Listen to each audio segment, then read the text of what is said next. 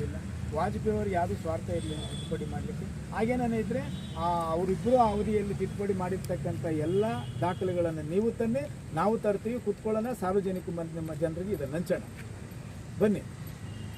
ಇಲ್ಲ ಅಂತ ಹೇಳಿದ್ರೆ ನೀವು ಮಾಡಿರ್ತಕ್ಕಂಥ ತಿದ್ದುಪಡಿಗಳನ್ನು ಅಂಕಿಅಂಶ ಸಮೇತ ಏನಕ್ಕೋಸ್ಕರ ಮಾಡಿದ್ರಿ? ಆರ್ಟಿಕಲ್ 38 ಏನು ಮಾಡಿದ್ರಿ, 39 ಏನು ಮಾಡಿದ್ರಿ, 40 ಏನು ಮಾಡಿದ್ರಿ, 41, 42, 38ಇಂದ 41ವರೆಗೂ ಮಾಡಿರ್ತಕ್ಕಂಥದ್ದು ಎಮರ್ಜೆನ್ಸಿ ಪೀರಿಯಡಲ್ಲಿ 1975ರಲ್ಲಿ. ಇದೆಲ್ಲವೂ ತರೋಣ, ಮಾತಾಡೋಣ, ಅದಕ್ಕೆ ಉತ್ತರ ಅವರು ಕೊಡಲಿ, ನಾವು ದಾಖಲೆ ಸಮೇತ ನಾವು ಜನರಿಗೆ ಉತ್ತರ ಕೊಡ್ತೀವಿ, ಮಾಧ್ಯಮಗಳು ಬರಲಿ. ಸರಿ ಸಹ ಯಾವ ವಿಷಯ ಮಾತಾಡಿದ್ರೆ ಜನ ನಂಗೆ ಗೊತ್ತಾ ಅರ್ಥ ಆಗುತ್ತೆ ನೋಡಿ. ಈಗ ಅವರಿಬ್ಬರು ಸ್ನೇಹ ಇವತ್ತು ನಿನ್ನೆ ಮಾತಾಡಲ್ಲ, 35-40 ವರ್ಷಗಳಿಂದ ಸ್ನೇಹ ಆಗಿದೆ. ಯಾವುದೋ ವಿಚಾರಕ್ಕೆ ಅವರಿಗೆ ಮನಸ್ಸು ಬೇಜಾರಾಗಿರ್ಬೋದು, ಆ ಕಾರಣಕ್ಕೋಸ್ಕರ ದಿನನಿತ್ಯನೂ ಅದೇ ಜಗಳ ಇರ್ತದೆ ಅಂತೇಳಿ ಯಾರು ತಪ್ಪಾಗಿ ಕೇಳ್ಕೊಂತಲ್ಲ. ಪ್ರೈಮ್ ಮಿನಿಸ್ಟರ್ ಹತ್ರ ಮಾತಾಡಿದ್ದು ಕೇಳಿದ್ದು ಅದು ನೀವು ನೋಡಿಲ್ಲ, ನಾನು ನೋಡಿಲ್ಲ. ನೀವು ಶ್ರೀರಾಮುಲವ್ರ ಹತ್ರ ಹೋಗಿ ಕೇಳಿದ್ರೆ ಒಳ್ಳೇದು ಅಂತ ಅವರು ಹೇಳಿ. ನಮ್ಮ ತಾಯಿಯವರು ಇದ್ದಂಥ ಅವಧಿ 2013 ಮತ್ತು 2018ವರೆಗೂ ನಡೆದಂಥ ಭೂ ನ್ಯಾಯ ಮಂಡಳಿಯಲ್ಲಿ ಏನು ಸಭೆಗಳಾಗಿತ್ತು, ಆ ಸಭೆಗಳು ನಾವು ಭಾಳ ಸಭೆಗಳೇನು ಮಾಡಿರಲಿಲ್ಲ. ಆವತ್ತಿನ ಕಾಲಕ್ಕೆ ಅದು ಸ್ವಲ್ಪ ತಾಂತ್ರಿಕ ತೊಂದರೆಗಳಿತ್ತು. ಸಭೆಗಳನ್ನ ಮಾಡಿ ಯಾರ್ಯಾರು ಫಲಾನುಭವಿಗಳಿದ್ರು ಅವರಿಗೆ ನಾವು ಮತ್ತೆ ಗುರುತು ಕೊಡಬೇಕು ಅನ್ನುವಂಥ ಪ್ರಯತ್ನ ನಾವು ಮಾಡಿದ್ವಿ.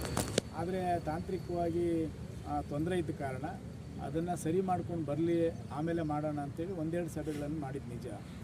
ಸಭೆಗಳಲ್ಲಿ ಯಾವುದೂ ತೀರ್ಮಾನ ನಾವು ಮಾಡಿಲ್ಲ. ಆ ಸಭೆಯಲ್ಲಿ ನಾನು ಒಳಗಡೆ ಇಲ್ಲದೇ ಇದ್ದರೂ ಕೂಡ ನಾನು ಆಚೆ ಕಡೆ ಇದ್ದೆ, ನಾನೆಲ್ಲನೂ ಗಮನಿಸಿದ್ದೀನಿ ಅರ್ಥದಲ್ಲಿ. ಆಮೇಲೆ ನಾವೇನೂ ಮಾಡಿಲ್ಲ, ನಾವು ಯಾರಿಗೂ ಒಬ್ರಿಗೂ ಹಕ್ಕುಪತ್ರ ನಮ್ಮ ಕಾಲದಲ್ಲಿ ನಾವು ಕೊಟ್ಟಿಲ್ಲ.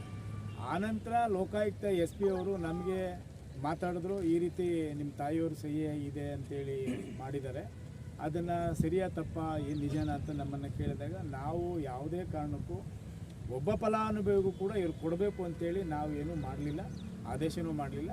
ನೀವು ನಮ್ಮ ಸಹಿ ಹಾಕಿರೋಂಥವ್ರ ವಿರುದ್ಧ ನೀವು ಕಾನೂನು ರೀತಿ ಕ್ರಮ ತೆಗೆದುಕೊಳ್ಬೇಕು, ನಾವು ದೂರು ಕೊಡ್ತೀವಿ ಅಂತ ಹೇಳಿದ್ವಿ. ಆಮೇಲೆ ಕರೆದು ಅವರು ನಮ್ಮ ಬಳಿ ಅವ್ರ ಸ್ಟೇಟ್ಮೆಂಟ್ ತಗೊಂಡಿದ್ದಾರೆ. ನಮಗೂ ಅದಕ್ಕೆ ಯಾವುದೇ ಸಂಬಂಧ ಇಲ್ಲ. ಸುಜಾತ್ ಅವ್ರು ಮಾಡಿದ್ದಾರೋ ಇನ್ನೊಬ್ಬರು ಮಾಡಿದ್ದಾರೋ, ಅವರ ಯಾರ್ಯಾರು ಆಡಳಿತ ಅಧಿಕಾರಿಗಳು ಆ ಅವಧಿಯಲ್ಲಿ ಇದ್ದರು, ಆಡಳಿತ ಅಧಿಕಾರಿಗಳೇ ಯಾರದೇ ಮಂಜೂರು ಮಾಡಬೇಕಾದ್ರೆ ಮಾಡದೇ ಇರಬೇಕಾದ್ರೆ ಅವರೇ ಜವಾಬ್ದಾರಿ.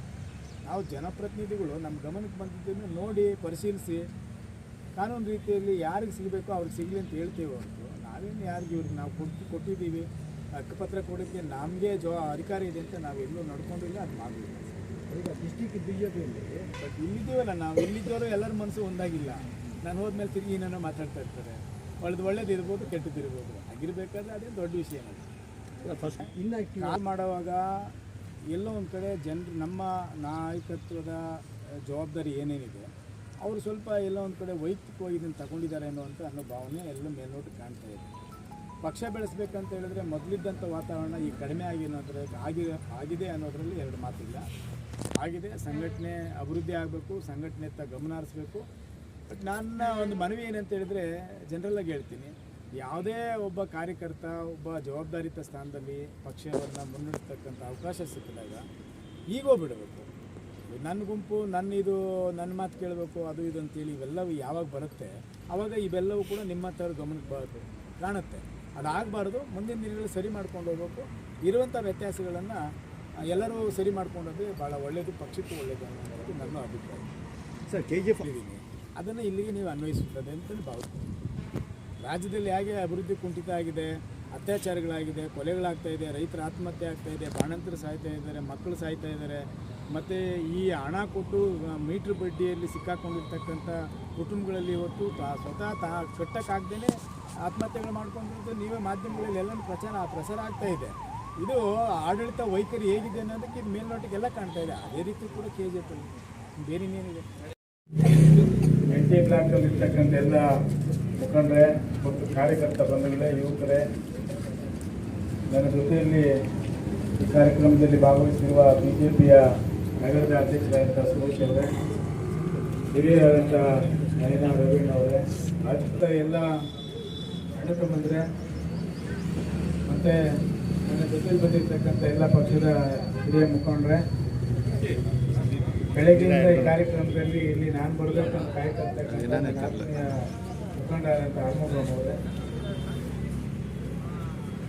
ಮಾಧ್ಯಮದ ಸ್ನೇಹಿತರೆ, ಮನೋಜು ಮತ್ತು ಅವರೆಲ್ಲ ಜೊತೆಗಿರ್ತಕ್ಕಂಥ ಎಲ್ಲ ಯುವಕರೇ ಮತ್ತು ಗುರುಗಳಾದಂಥ ಕುಮಾರಣ್ಣವರೇ, ಸುಭಾಷ್ ಚಂದ್ರ ಬೋಸ್ ಮತ್ತು ಅಬ್ದುಲ್ ಕಲಾಂ ಅಂತ ಮಹಾನ್ ನಾಯಕರ ಭಾವಚಿತ್ರವನ್ನು ಅನಾವರಣ ಮಾಡಲಿಕ್ಕೆ ನನ್ನನ್ನು ಈ ಭಾಗದಲ್ಲಿರ್ತಕ್ಕಂಥ ಎಲ್ಲ ಯುವಕರು ಮತ್ತು ಹಿರಿಯರನ್ನು ನನ್ನ ಕರೆಸಿದ್ದೀರಿ. ಅದಕ್ಕಿಂತ ಮುಂಚಿತವಾಗಿ ಬಹಳ ಮುಖ್ಯವಾದ ದಿನ ಇವತ್ತು. உங்களுக்கெಲ್ಲ ಕನ್ನಡ ಎಲ್ಲ புரியுதானே? ಅರ್ಥ புரியும். ஏன்னா எப்பவுமே எல்லாம் தமிழ்ல பேசினே இருக்கோம், ಕನ್ನಡ பேசினா புரிஞ்சுக்கிறதுக்கு நல்லா இருக்கும் ಅಂತ. ಇವತ್ತು ಸಂವಿಧಾನ ದಿನಾಚರಣೆಯ ನಾವು ಬಹಳ ಮುಖ್ಯವಾಗಿ ಆಚರಣೆ ಮಾಡ್ತಕ್ಕಂಥ ದಿನ. ಇವತ್ತು ಜಾರಿ ಆಗಿದ್ದೀನಿ, ಅಂದರೆ ಜಾರಿ ಅಂದರೆ ಕನ್ನಡದಲ್ಲಿ ನಿಮ್ಗೆ ಅರ್ಥ ಆಗುತ್ತೆ ಗೊತ್ತಿಲ್ಲ, ಇಂಗ್ಲೀಷಲ್ಲಿ ಇಂಪ್ಲಿಮೆಂಟೇಷನ್ ಡೇ. ಇವತ್ತು ಜನವರಿ 1950 ಜನವರಿ 26 ಕಾನ್ಸ್ಟಿಟ್ಯೂಷನ್ ಇಂಪ್ಲಿಮೆಂಟೇಷನ್ ಡೇ. அதனால நம்ம பாபா சாஹிப் போயிட்டு நம்ம மாலை போட்டு இங்கே வந்துருக்கோம்.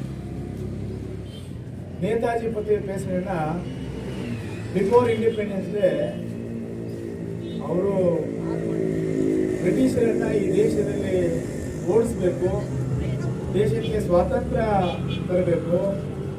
ಮಹಾತ್ಮ ಗಾಂಧೀಜಿಯವರು ಮತ್ತು ಅವ್ರ ಜೊತೆಗಿದ್ದಂಥ ಎಲ್ಲರೂ ಹಂಗೆ ಎಲ್ಲ ಯೂತ್ಸ್ ಎಲ್ಲ ಹಿಂದೆ ಪಕ್ಕ ಪಾಲ್ಗೊ ಗಾಂಧೀಜಿ ಮತ್ತು ಅವ್ರ ಜೊತೆಲಿರೋರೆಲ್ಲ ಅಹಿಂಸಾ ರೀತಿಯಲ್ಲಿ ಹೋರಾಟವನ್ನು ಮಾಡಿದ್ರು. ಅಂದರೆ ಶಸ್ತ್ರಾಭ್ಯಾಸ ಮಾಡಬಾರ್ದು, ಯುದ್ಧಗಳು ಮಾಡಬಾರ್ದು, ಹಾಗೆ ಸ್ವಾತಂತ್ರ್ಯ ಬರಬೇಕು, ಹಾಗೆ ಹೋರಾಟ ಮಾಡಬೇಕಂತೇಳಿ ಅವ್ರದ್ದೊಂದು ಕಲ್ಪನೆ ಇತ್ತು. ಸುಭಾಷ್ ಚಂದ್ರ ಬೋಸ್ ಆಗಿಲ್ಲ.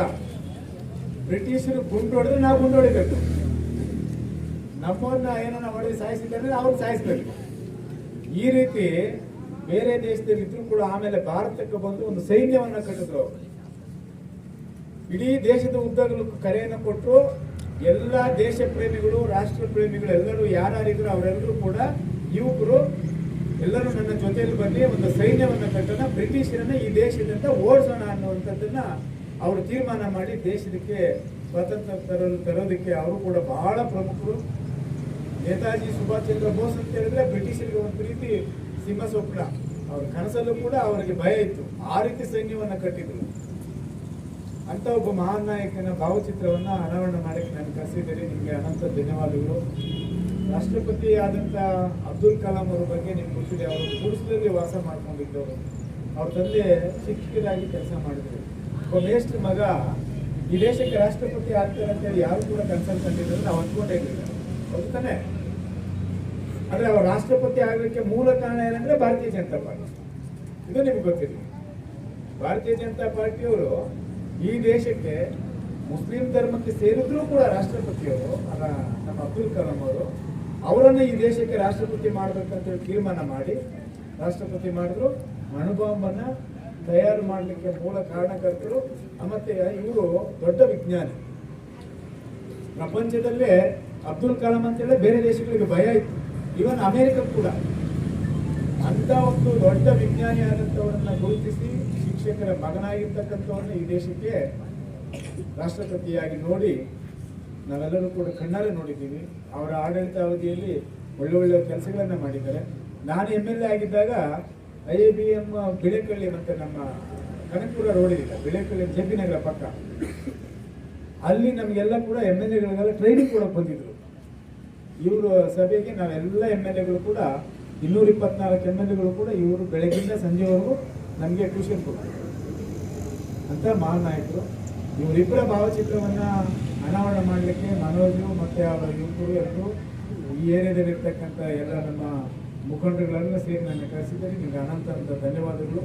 ಈ ಕಾರ್ಯಕ್ರಮ ಮಾಡೋದ್ರ ಜೊತೆಗೆ ನಮ್ಮ ಮನಸ್ಸು ಬಹಳ ಹಗುರವಾಗಿರಬೇಕು, ಬಹಳ ಪ್ರಿಯ ಆಗಿರಬೇಕು. ನಮ್ಮ ದೇಶದಲ್ಲಿ 140 ಕೋಟಿ ಜನ ಇದ್ದಾರೆ, ಆದರೂ ಭಾರತ ತಡ್ಕೊಂಡಿದೆ. ಮೊನ್ನೆ 3 ದಿವಸ ಕೆಳಗಡೆ ಒಂದು ಮಾಧ್ಯಮದಲ್ಲಿ ಒಂದು ಸುದ್ದಿ ಪ್ರಸಾರ ಆಯಿತು. ಆಫ್ರಿಕಾದ ಒಂದು ಉಗಾಂಡ ಒಂದು ಭಾಗ ಕಟ್ಟಾಗಿದೆ, ಬಿರುಕು ಬಂದಿದೆ. ಯಾರು ನೋಡಿದ್ದೀರಾ? ಇಂಡಿಯಾ ಬರ್ತಾ ಇರುತ್ತೆ, ಅದು ಕರಾವಳಿಗೆ ಬಂದು ಅಪ್ಪಳಿಸ್ತದೆ ಅಂತೇಳಿ ಸುದ್ದಿ. ಸುಮಾರು ಒಂದು 20 ಕೋಟಿ ವರ್ಷಗಳ ಹಿಂದೆ ಈ ರೀತಿ ಏನೋ ಆಗಿತ್ತು ಅಂತ.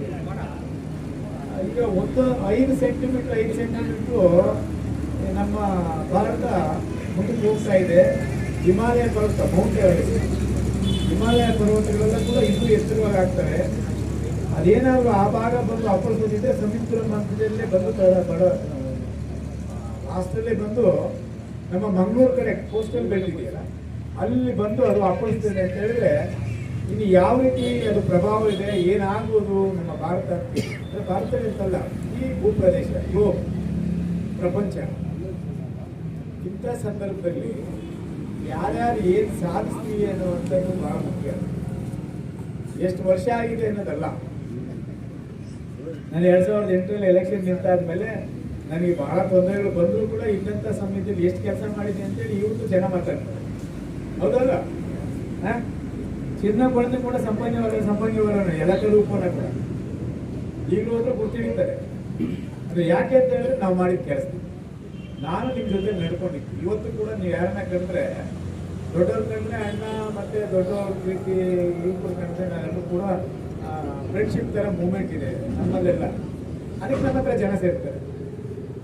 ನೀವು ಭಾಳ ದೌರ್ಜನ್ಯ ಮಾಡಿ ನನಗೆ ಅಧಿಕಾರ ಇದೆ, ನನಗೆ ಸರ್ಕಾರ ಇದೆ, ನಾನು ಏನು ಬೇಕಾದರೂ ಮಾಡ್ಬೋದು, ಕೋಲಾರಿಂದ ಬಂದು ಇಲ್ಲಿ ಆಡಳಿತ ಮಾಡ್ಬೋದು ಅಂತ ಹೇಳಿದ್ರೆ ಸ್ವಲ್ಪ ಅದು ಎಂಡಾಗ್ತಿದೆ. ಅದಕ್ಕೆ ಮತ್ತೆ ಏನು ಉಳ್ಕೊಳ್ಳೋದಿಲ್ಲ, ಹಿಸ್ಟ್ರಿ ಇರಲ್ಲ. ಇದ್ರು ಅಂತೇಳಿ ಯಾರಾದ್ರೂ ಮಾತಾಡ್ಕೊತಾರೆ ನೋಡಿದವರು, ಬಟ್ ಏನು ಮಾಡಿದ್ರು ಅಂತ ಏನು ಇರೋದಿಲ್ಲ. ಅದಕ್ಕೆ ನಿಮಗೆ ಅಲ್ಲ, ಬೇಜಪಲ್ಲಿ ಕ್ಷೇತ್ರದಲ್ಲಿ ಇರ್ತಕ್ಕಂಥ ಎಲ್ಲ ನಮ್ಮೂರಲ್ಲಿ ಹೇಳೋದೇನೆಂದ್ರೆ, ಯಾರ ಹಣೆ ಬರನ್ನ ಯಾರೂ ತಿಳ್ಕೊಳ್ತಾರೆ, ಯಾರ ಅದೃಷ್ಟನ ಯಾರು ತಗೊಳಕ್ಕಾಗಿಲ್ಲ. ಬೈಬೋದು, ಹೊಡಿಬೋದು, ಇನ್ನೇನ ಮಾಡ್ಬೋದು, ನಿಮ್ಮ ಅದೃಷ್ಟನ ಯಾರು ತಗೊಳಕ್ಕಾಗಿಲ್ಲ. ಅದಕ್ಕೆ ಎಲ್ಲರನ್ನೂ ಪ್ರೀತಿಸ್ತೀವಿ, ಎಲ್ಲರಿಗೂ ಕೂಡ ಎಲ್ಲ ಒಗ್ಗಟ್ಟಾಗಿತ್ತು. ಒಂದು ರೀತಿ ಒಂದು ಮನೆ ಕುಟುಂಬದವ್ರ ಥರ ಇರಲಿ, ಎಲ್ಲ ಅಣ್ಣ ತಮ್ಮಂದ್ರು, ಅಕ್ಕಂದಿರು, ತಂದೆ ತಾಯಿ, ಈ ಥರ ಎಲ್ಲ ಒಂದು ಭಾವನೆ ಇರುತ್ತೆ. ಆಮೇಲೆ ದ್ವೇಷ ಏನೂ ಸಾಧಿಸೋಕ್ಕಾಗತ್ತಿಲ್ಲ. ದೇಶದಿಂದ ಏನಾದ್ರು ಮಾಡೋಕ್ಕಾಗತ್ತಾ? ಬೆಳೆಸಿಲ್ಲ ಏನಾರ ಸೇರಿ ಮುಡಿಮ சொல்லுங்க. Yes or no? நோ. அப்படி இருக்கும்போது என்னன்னு நமக்குள்ள இதெல்லாம் குரூப்பிசம் அது இதெல்லாம் என்ன சாதிக்க முடியும்? உங்க பூத்துல எனக்கு எதனா ஒரு 10 ஓட்டு வந்தா, ஏய் சம்பங்க இந்த வாட்டி ஜெயிக்கிறாரான்ட்டு நீ இப்படி சொல்லுவ இல்லையா? இல்லைண்ணா, ஐயோ ஏதோ எங்க பூத்துல இன்னைக்கு எனக்கு டவுட் வருது, ஓட்டே சரியா வரல, நீ அடிக்கடி டிசைட் பண்ணிடுற போலிங் நினைக்க. எல்லாரும் வேணும் நம்மளுக்கு, நல்லவங்க, கெட்டவங்க, பெரியவங்க, சின்னவங்க, யூத், தாய்மாரங்க, எல்லாரும் வேணும். ஏன்னா இது ஒரு அரசியல் கட்சியில இருக்கணும். வேற என்னன்னா கூட அவனா இவனா போலாம். நான் எல்லாருக்கும் சொல்றேன், நான் யாருக்கும் நாட்கள் இப்படி இவ்வளவு இப்படிப்பட்ட நான் யாரும் எல்லாருமே அப்படி போனாதான் நம்ம முன்னாடி இருக்கிற என்ன கோல் ரீச் ஆகணும், அச்சீவ்மெண்ட் பண்ணா நம்ம மனசு அப்படி இருக்கும். எதனா ப்ராப்ளம் வச்சா உட்காந்து எல்லாம் சால்வ் பண்ணும். யாருக்கு யாரும் பெரியவங்க இல்லை, எல்லாரும் ஆளாக இருக்கும், எல்லாரும் ஒண்ணுதான். அதுக்குதான் பாபா சாஹேப் அம்பேத்கர் கொடுத்துட்டு என்ன, நம்ம எனக்கு என்ன 2 ஓட்டு கொடுத்தாரா? இந்த நாட்டுக்கு பிரைம் மினிஸ்டருக்கு யாரும் 2 ஓட்டு இருக்குதா? பிரசிடென்ட்டுக்கு 2 ஓட்டு இருக்குதா? சிஎம்க்கு இருக்குதா? வதரு நீங்க சொல்லுங்க. ஆனா கூட கொஞ்சம் பேசினா கூட தப்பு ஏதோ பேசுறேன்னு நான் நினைக்கல, தப்பு ஏதோ இருக்குல்ல தானே? ஓகே, நீங்க தான் நம்ம குடும்பம் இருந்த மாதிரி நம்ம கார்மெண்ட்ஸ் இவ்வளோனா யாராருக்கு தாய்மார்களுக்கோ வாலிபாருக்கோ வேலை வேணும்னா இதுக்கு அதுக்கு காசு கொடுக்க ஒன்றும் இல்லை. அப்புறம் இன்ஃப்ளூயன்ஸில் யாருன்னா வந்தீங்கன்னா வேலை கொடுக்குறதில்ல. ஏன்னா எல்லாம் தெரியாது, நீ யார் வர்றீங்கன்னா உங்களுக்கு தான் கட்டிருக்கிறது.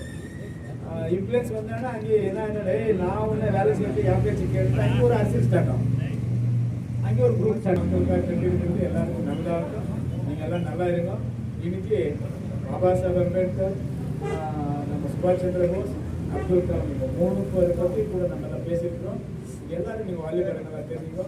என்னை கூட்ட பேசுறதுக்கு வாய்ப்பு கொடுத்த எல்லாருக்கும் நன்றி, வணக்கம்.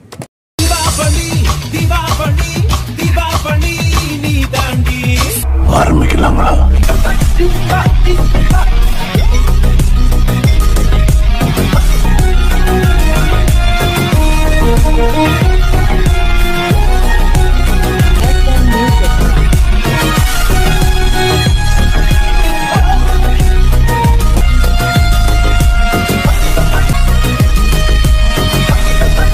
தரம் என்றும் நிரந்தரம், தரம் என்றும் நிரந்தரம், தரம் என்றும் நிரந்தரம். வாங்க.